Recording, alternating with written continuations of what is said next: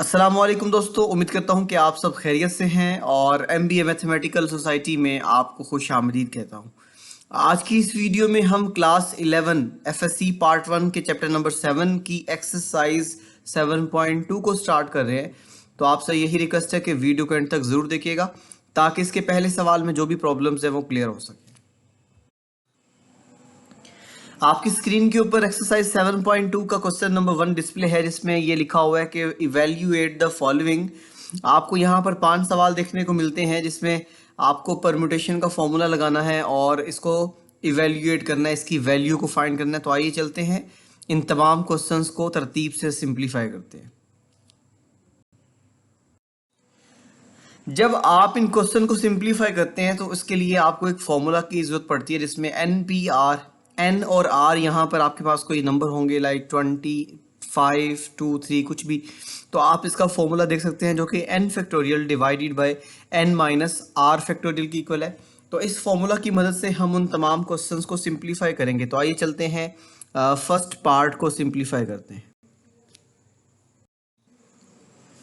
जी दोस्तों, तो part number 1 में आपके पास है 20p3। आपने क्या काम करना है, इस क्वेश्चन को सिंप्लीफाई करना है। पहले नंबर पे इसके सोल्यूशन में आप लिखेंगे गिवन डैट, और जो स्टेटमेंट थी वो आपके पास वो आपने लिख देनी है। अब इसमें आपने 20p3 को 20 factorial divided by 20 minus 3 whole factorial की फॉर्म में लिखना है। इस फॉर्म में लिखने के लिए हमने ये वाला फॉर्मूला इस्तेमाल किया जो कि NPR is equals to N factorial divided by N minus R factorial है। अब दोस्तों डिनोमिनेटर में आपको 20 माइनस 3 दिखाई दे रहा है, आपने 20 माइनस 3 करना है तो ये 17 फैक्टोरियल आ जाएगा और न्यूमरेटर की जो वैल्यू है वो 20 फैक्टोरियल एज इट इज आ जाएगी। अब इसके बाद आपने वही बेसिक काम करना है। बाय डेफिनेशन आपने 20 फैक्टोरियल को 20 multiply by 19 multiply by 18 multiply by 17 factorial लिख दिया और डिनोमिनेटर में 17 फैक्टोरियल एज इट इज आ जाएगा। जब आप 17 फैक्टोरियल को 17 फैक्टोरियल से कैंसिल करेंगे तो आफ्टर सिंप्लीफिकेशन आपको ये एक्सप्रेशन कुछ ऐसा देखने को मिलेगा। अब आपने 20 मल्टीप्लाई बाय 19 मल्टीप्लाई बाय 18 करना है, तो आफ्टर मल्टीप्लिकेशन आपके पास एक नंबर आएगा जो कि 6840 होगा और यही इसका आंसर है। 20p3 जो है वो 6840 के इक्वल है। तो आई होप क्वेश्चन नंबर 1 का जो फर्स्ट पार्ट था वो आपको क्लियर हो गया। तो आइए चलते हैं नेक्स्ट पार्ट को सिंप्लीफाई करते हैं। जी दोस्तों, सेकंड पार्ट आप देख सकते हैं 16p4 जो कि आपको स्टेटमेंट में गिवन था। आइए इसको सिंप्लीफाई करते हैं। तो सिंप्लीफिकेशन में आपने गिवन डैट लिखना है और गिवन डैट के बाद 16p4 आपने लिख देना है। अब आपने 16p4 को लिखना है 16 factorial divided by 16 minus 4 whole factorial. इसके लिए आपने ये फॉर्मूला यूज किया जो कि NPR is equal to N factorial divided by N minus R whole factorial. तो दोस्तों यहाँ पर देखिएगा जो डिनोमिनेटर में आपको 16 माइनस 4 फैक्टोरियल दिखाई देगा, इसको आपने 12 फैक्टोरियल लिख दिया और न्यूमरेटर में 16 फैक्टोरियल एज इट इज आ जाएगा। अब आपने क्या काम करना है, बाय डेफिनेशन यहाँ पे 16 multiply by 15 multiply by 14 multiply by 13 multiply by 12 factorial लिख दिया और डिनोमिनेटर में 12 फैक्टोरियल एज इट इज लिखा। अब यहाँ पर आपने 12 फैक्टोरियल को 12 फैक्टोरियल से कैंसिल किया, तो आफ्टर कैंसिलेशन आपके पास जो बचेगा वो 16 multiply by 15 multiply by 14 multiply by 13 होगा। सो दोस्तों अब आपने इनको मल्टीप्लाई करना है। जब आप इनको मल्टीप्लाई कर लेंगे तो 43,680 जो आपके पास नंबर आएगा वही इसका आंसर है। तो आई होप ये जो सेकंड क्वेश्चन था ये भी आपको अच्छे से क्लियर हो गया है। तो आइए चलते हैं थर्ड पार्ट की तरफ। थर्ड पार्ट में आपको 12p5 देखने को मिलेगा। आपने इसकी सिंप्लीफिकेशन में सेम वैसे ही गिवन डैट लिख दिया, गिवन डैट के बाद आपने 12p5 को लिख दिया।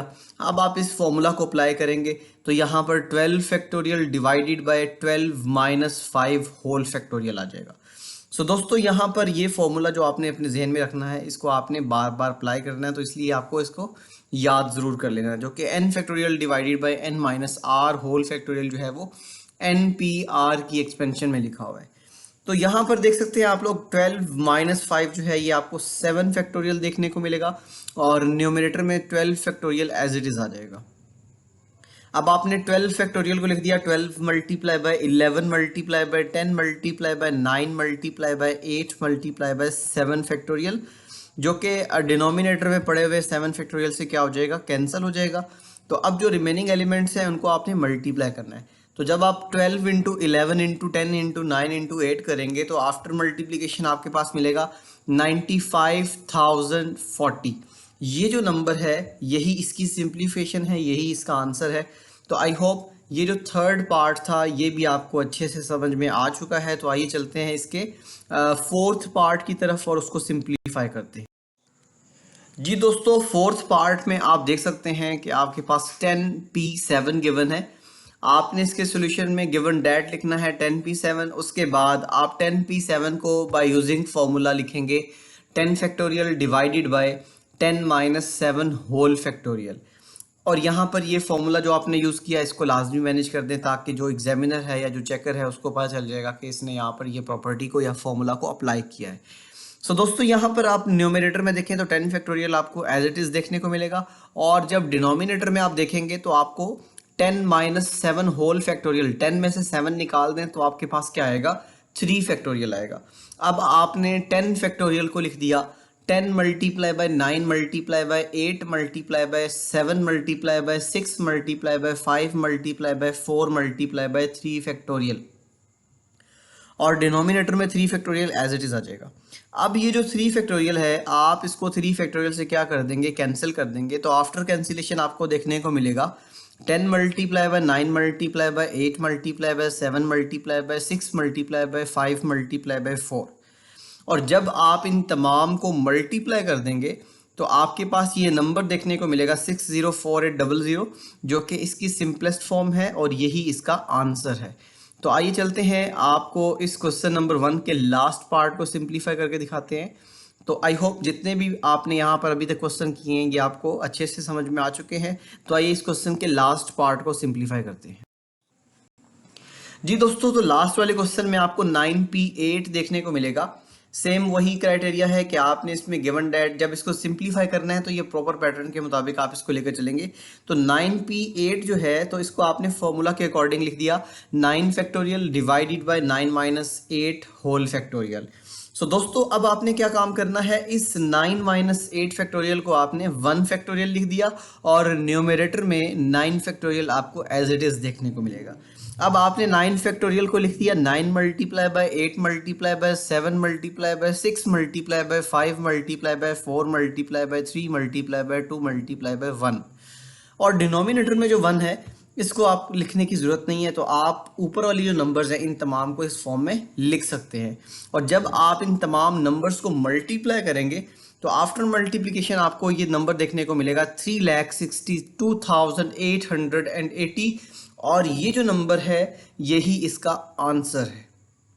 तो आई होप ये जो क्वेश्चंस थे आपको अच्छे से क्लियर हो चुके हैं, और इन जैसे मज़ीद क्वेश्चन जो हैं वो आप खुद करने के काबिल हैं। तो ये था हमारे पास एक्सरसाइज 7.2 का क्वेश्चन नंबर 1, जो कि अभी हमने आपके सामने यहाँ पर सिंप्लीफाई किया। Thank you for watching this video. आपका टाइम जो कीमती वक्त था उसके लिए बहुत बहुत शुक्रिया, आपने इस वीडियो को देखा।